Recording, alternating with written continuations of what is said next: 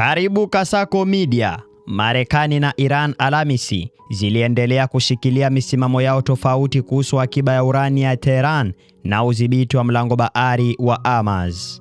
Lakini waziri wa mambo ya nje wa Marekani Marco Rubio alisema kuna baadhi ya ishara nzuri kuhusu mazungumzo hayo. Chanzo kikuu kutoka Iran kiliambia Reuters Alhamisi kwamba bado hakuna makubaliano yaliyofikiwa kati ya Marekani na Iran, lakini kikaashiria kuwa tofauti kati ya pande hizo zinaanza kupungua.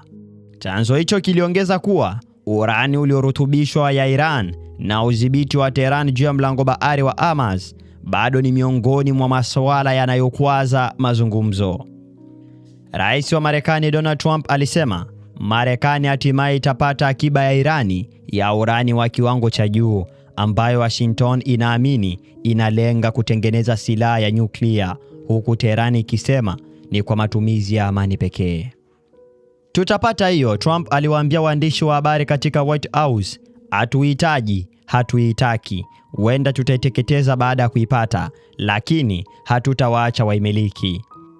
Marco Rubio aliwaambia waandishi wa habari kwamba suluhisho la kidiplomasia halitawezekana ikiwa Iran itatekeleza mfumo wa kutoza ada ya usafiri katika mlango bahari wa Hormuz. Hata hivyo, aliongeza kuwa kumekuwa na maendeleo fulani katika mazungumzo hayo. Aliongeza, kuna baadhi ya ishara nzuri. Sitaki kuonekana mwenye matumaini kupita kiasi, hivyo tusubiri tuone kitakachotokea katika siku chache zijazo. Kiongozi mkuu wa Iran ametoa agizo kwamba akiba ya nchi hiyo ya urani iliyorutubishwa ya kiwango cha juu karibu na kiwango cha matumizi ya kijeshi isipelekwe nje ya nchi. Vyanzo viwili vya Irani viliambia Reuters hatua hiyo inaonyesha msimamo mkali zaidi wa Tehran kuhusu mambo ya madai makuu ya Marekani katika mazungumzo ya amani. Agizo la Mojtaba Khamenei linaweza kuongeza msuguano kwa rais wa Marekani Donald Trump na kufanya mazungumzo ya kumaliza vita vya Marekani na Israeli dhidi ya Iran kuwa magumu zaidi.